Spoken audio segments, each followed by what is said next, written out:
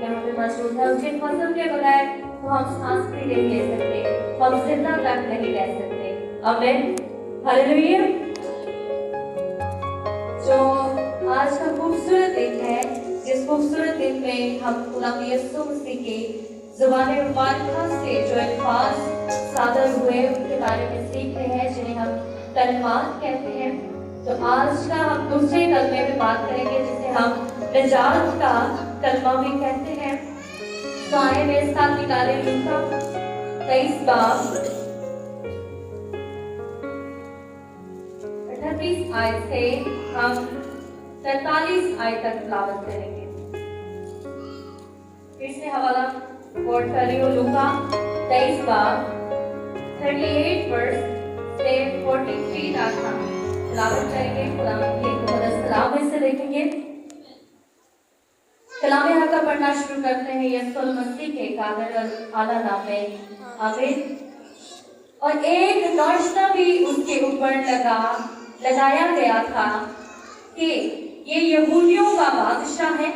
फिर जो बदकार सलीब पर लटकाए गए थे उनमें से एक उसे यूं ताना देने लगा कि क्या तू मसीह नहीं, तू अपने आप को और हमको बचा।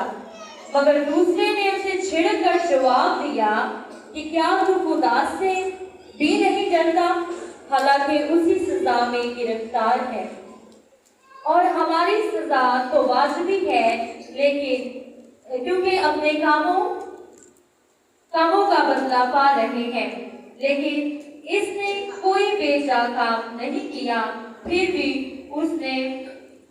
फिर उसने कहा, ऐ यीशु, जब तू अपनी बादशाही में आए तो मुझे याद करना। उसने उससे कहा, मैं तुझसे सच कहता हूँ कि आज ही तू मेरे साथ फिरदौस में होगा।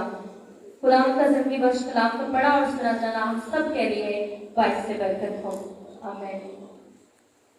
खुदा में यीशु मसीह की जो मौत है वो एक हादसाती तौर पर रुनुमा होने वाला वाक़या नहीं है। ये यीशु मसीह की मौत के बारे में तारीख भी गवाही देती है। ये एक प्लेन्ड सैक्रिफाइस है, एक मंसूबाबंदी के तहत ये कफारा जो हमारे लिए दिया गया है यीशु मसीह का। बाइबल मुक़द्दस में से भी हमें बहुत सारे इसके हवाले मिलते हैं। पुराने अहदनामे में से सबसे पहले जो खुदा बाप ने खुद इस बात की पेशकश की कि औरत की नस्ल में से मैं क्या करूँगा, औरत की नस्ल और मेरी नस्ल के दरमियान मैं क्या करूँगा, अदावत रखूँगा और उसकी नस्ल में से एक साया जो है वो क्या करेगा, पैदा होगा, वो उसकी एड़ी पर काटेगा और वो क्या करेगा, तेरे सर को कुचलेगा। सबसे पहले जो खुदा बाप ने पेशकश की खुदा यीशु मसीह के बारे में, जब आदम और हवा ने गुनाह किया, उन्हें बागे अदन से निकाल दिया गया। उसके बाद बहुत सारे अंबिया किराम ने खुदा यीशु मसीह की गवाही दी कि यीशु मसीह जो प्रॉमिस मसाया है वो आएगा, हमारे गुनाहों के लिए जान देगा। उसके बाद दाऊद नबी ने भी अपने ज़बूरों में खुदा यीशु मसीह के कफारे को ज़ाहिर किया है, पेशेंट गोया की है। उसके बाद यसाया नबी ने भी, अगर हम यसाया उसका बाब 53 बाब उसकी 12वीं आयत में हम देखें तो उसमें लिखा है, इसलिए मैं उसे बुजुर्गों के साथ हिस्सा दूंगा और वो लूट का मांस और आवरों के साथ बांट लेगा, क्योंकि उसने अपनी जान मौत के लिए उड़ेल दी और वो खुदाकारों के साथ शमाल किया गया, तो भी उसने बहुतों के गुनाह उठा लिए और खताकारों की शिफायत की। ये एग्जैक्ट जो यसाया है, एग्जैक्ट पेशेंट गोई यही कर रहे हैं जो यीशु मसीह के मुंह से अल्फाज सादर हुए। उसने उससे कहा कि तू आज ही मेरे साथ फिरदौस में होगा। वो बदकारों के साथ पहले से ही बता दिया था कि उसे बदकारों के साथ मसलूब किया जाएगा। बदकार मतलब दो डाकुओं के दरमियान उसे मसलूब किया जाएगा। ये पहले से ही यसाया नबी के जरिए खुदा ने अपने लोगों को बता दिया था कि जो मसाया है, जो यीशु मसीह है, वो बदकारों के दरमियान मसलूब होगा। ये बिब्लिकली तौर पर बाइबल के मुताबिक बहुत सारे हमें हवाले मिलते हैं कि खुदा यीशु मसीह की जो मौत है वो क्या हादसा नहीं है, वो एक ऐसे रूह नुमा होने वाला कोई स्टोरी नहीं है जो ऐसे ही हम बयान कर देते। ये सच्चाई है, बड़ी हकीकत है, ये ब्लेड सैक्रिफाइस है जो खुदा यीशु मसीह ने हमारे लिए कफारा दिया है। उसके बाद अगर हम दुनियावी लिहाज से देखें तो यूनानी एक नुस्खा है जिसका नाम है कॉर्डेक्स रिहैडिचर्नेशन। ये नुस्खे के मुताबिक हमका जो है खुदा यीशु मसीह के बारे में जो यूनानी दौर में जो रोम ने खुदा यीशु मसीह पर मुकदमात किए, उनमें ये यीशु मसीह का नाम और उन डाकुओं का नाम मौजूद है जो यीशु मसीह के साथ मसलूब हुए। एक डाकू का नाम था जाउथस और दूसरे का नाम है मेगाट्रस। ये दोनों डाकुओं के नाम यीशु मसीह के साथ जो कार्रवाइयां हुई उनमें इनके नाम भी मौजूद है। और ये सबूत है, दुनियावी तौर पर भी ये सबूत है कि यीशु मसीह वाकई ही हकीकी तौर पर हमारे लिए सलीब पर उसे जान दी। और बाइबल में से हमें बेशुमार इस बात के हवाले मिलते हैं। तो हम खुदा यीशु मसीह के जो अल्फाज है, खुदा यीशु मसीह ने जो अपने जुबान मुबारक से सलीब पर फरमाए उन पे गौर करेंगे। अगर हम यूनानी अल्फाज में इसको देखें तो ये है एपिन एपिन लेगोन सेमेरॉन पैराडासो। ये जो कलमा है ये यूनानी जुबान में है। यूनानी जुबान में एपिन एपिन लेगोन सेमेरॉन पैराडासो, ये यूनानी जुबान में कलमे का तर्जुमा हुआ है जिसमें एपिन का मतलब है सच।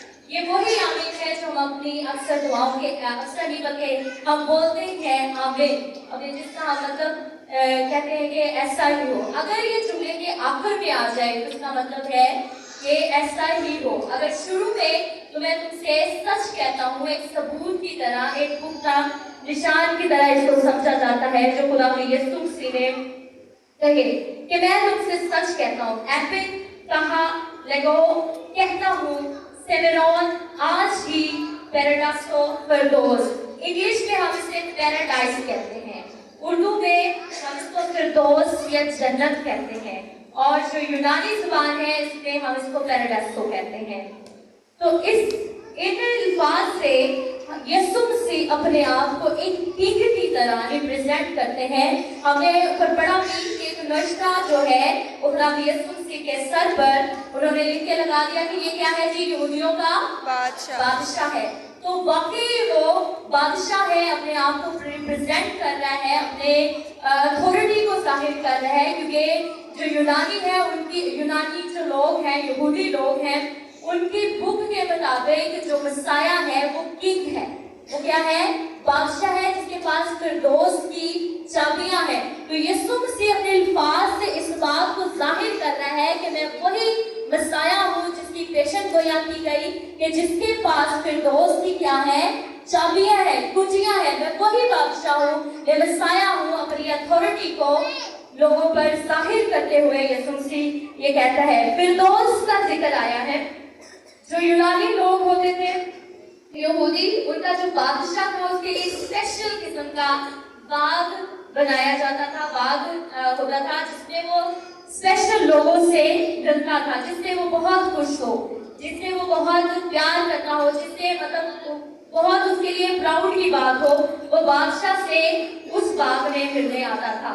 सो यूनानी लिहाज से और यहूदी लिहाज से खुदा यीशु मसीह उस बाग की, वही बाग की बात कर रहा है कि मैं किंग हूँ और आज मैं इस डाकू से दिली तौर पर खुश हूँ और मैं इसके फिरदौस में उस बाग में क्या करूँगा?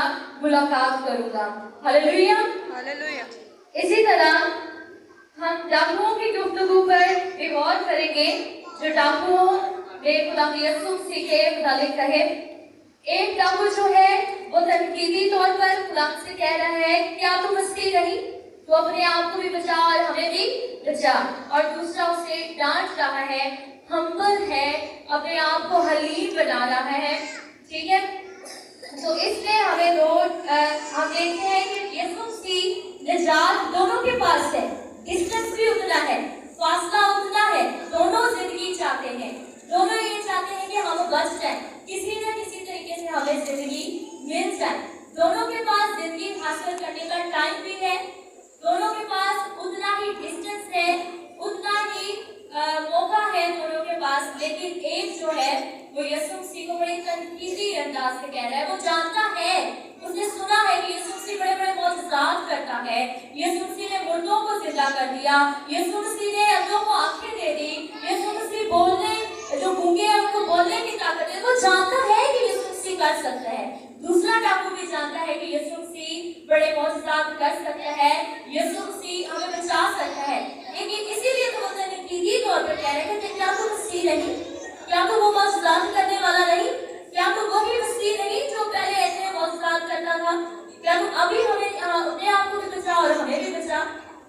नतीजी तौर पर बड़ी कंसिया अंदाज में कह रहा है। लेकिन जो दूसरा डाकू है उसे डांटते हुए कहता है कि हम तो अपने ही खताओं में, अपने ही किए के वजह से यहाँ पे मौजूद हैं, लेकिन इसने कोई भी गुनाह नहीं किया। और उसे कहता है कि खुदा जय यीशु, जब तो अपनी बादशाही में आए तो मुझे याद रखना। बड़े हम्बल अपने गुनाहों को इकरार करता है, अपने गुनाहों को उसे देख लिया है कि मैं वाकई ही गुनाहगार हूँ।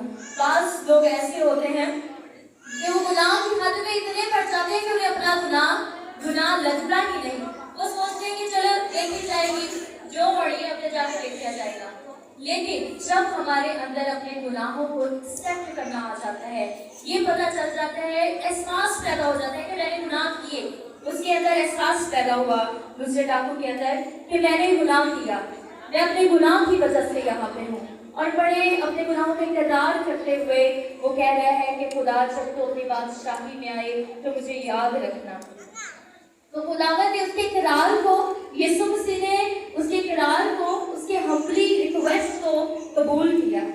जब हम भी अपने गुनाहों का इकरार करते हैं खुदा यीशु मसीह के सामने, तो खुदा बाप भी हमें, जो यीशु मसीह है, हमारे गुनाहों को माफ करता है। एक साल उसके 18 बाब उसकी 20 आयत में लिखा है, आदमी का पेट उसके मुंह के फल से भरता है और वो अपने लबों की पैदावार से शेर होता है। मौत और जिंदगी जुबान की काबू में है और जो उसे दुरुस्त रखते हैं उसका फल खाते हैं। आमीन। मौत और जिंदगी किस चीज के हाथ में है? हमारी जुबान के। किसके कंट्रोल में है? हमारी जुबान की। अगर हमारी जुबान अच्छी है तो हम जिंदगी में हैं। अगर हमारी जुबान बुरी है, हमारी जुबान का फल अच्छा नहीं, हमारी जुबान से दूसरों को तकलीफ होती है, हमारी जुबान से, हमारे अल्फाज से दूसरों को चुभन होती है, तो ये मत सोचे कि हम फिरदौस में खुदा बाप के साथ होंगे। आदमी का पेट किससे भरता है? उसके मुंह के, जुबान के फल से। इसीलिए तो खुदा बाप कहता है कि आदमी अपने कामों से, अपने फलों से क्या करता है? पहचाना जाता है। दरख्त अपने फलों से पहचाना जाता है। Hallelujah, hallelujah. तो हमें अपनी जुबान को, अपने अल्फाज को दुरुस्त रखने की जरूरत है। जैसे पहले डाकू ने बड़े तनकीदी अंदाज से जानता वो भी है कि यीशु के पास जिंदगी है, और दूसरा डाकू भी जानता है कि यीशु के पास जिंदगी है, लेकिन वो अपनी जिंदगी को बड़े अजीब से तरीके से, दुनियावी जिंदगी को लेने की ख्वाहिश कर रहा है कि मुझे बचा। लेकिन जो दूसरा डाकू है वह जान गया है कि खुदा यीशु मसीह के पास हमेशा की जिंदगी है। Hallelujah, hallelujah. और हमें चाहिए कि अपनी जुबान को दुरुस्त रखें, क्योंकि एक पंजाबी की कहावत है कि इंसान जो है वो एक दुकान की तरह है, और जुबान क्या है? जिसका ताला है। जब ताला खुलता है तो तभी पता चलता है कि दुकान सोने की है या बोले भी है, या फायदा है उसने या इसमें नुकसान है। तभी पता चलता है जब हम बोलते हैं, तभी हमारे किरदार पता चलते हैं। सो इस कलमे के मुताबिक अपने गुनाहों का इकरार करना बहुत जरूरी है। जब हम पहचान जाते हैं कि हम गुनाहगार हैं, उस डाकू के अंदर कितनी बातें हैं। सबसे पहले उसने क्या किया? ये महसूस किया कि मैं क्या हूँ? गुनहगार। फिर अपने गुनाह का इकरार किया कि मैंने क्या किया? बहुत सारे गुनाह किए जिसकी सजा मुझे मिल रही है। उसके बाद रिक्वेस्ट की कि खुदा बाप मुझे अपनी बादशाही में यीशु जब तू चाहे तो याद रखना। तो गुनाहों की माफी के लिए सबसे पहले अपनी जुबान से इकरार करें, खुदा से कहें कि खुदा बाप मुझे माफ कर दे। और खुदा बाप जो अजीम खुदा है, जो कहर करने में धीमा और शक्कर में करी है, वो हमेशा हमारी दुआओं को सुनने के लिए तैयार रहता है। वो अपनी बाहों को फैलाए रहता है कि कब मेरा बेटा आए और मैं उसके लिए اس کو معاف کروں اور اسے ہمیشہ کی زندگی دوں۔ لاسٹ میں ایک بہت اہم کوشچن ہے، بڑے لوگ کرتے ہیں کہ یسوع مسیح جو ہے اس نے کہا کہ آج ہی تو میرے ساتھ فردوس میں ہوگا، اور بہت سارے لوگ کہتے ہیں کہ یسوع مسیح تو 40 دن تک زمین پہ رہا، کیا باقی یسوع مسیح فردوس میں اس کے ساتھ رہا؟ یسوع مسیح تو اس کے ساتھ 40 دن تک زمین پہ رہے، تو یہ کیسے آپ ثابت کرتے ہیں؟ میں آپ کو بتانا چاہتی ہوں کہ یسوع مسیح خدا ہے، وہ ہماری سوچوں سے، ہمارے ادراک سے باہر ہے۔ خدا کا کلام داؤد نبی کہتا ہے کہ وہ خدا ہی کیا جو سمجھ میں آ جائے، وہ ہماری سوچوں سے باہر ہے، وہ خدا ہے، وہ ایک ٹائم آسمان پہ بھی ہے، زمین پہ بھی ہے، عدن میں بھی ہے، ہر جگہ پہ موجود ہے۔ ہاللیلویا! اس کی موجودگی ایک وقت میں ہر جگہ ہے۔ ہم کہتے ہیں کہ خدا ہر جگہ موجود ہے، تو خدا اس وقت فردوس میں بھی تھا، خدا اس وقت آسمان پہ بھی تھا، زمین پہ بھی، ہر جگہ پہ خدا یسوع مسیح تھا۔ سو ہم یہ نہیں کوشچن کر سکتے کہ واقعی کہ یسوع مسیح فردوس میں تھا، ہاں تھا۔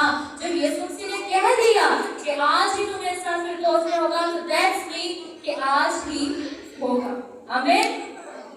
خدا آپ کو اس کلام کی وجہ سے بہت برکت دے، آپ اس پر ایمان لائیں اور بہت برکت پائیں۔ آمین۔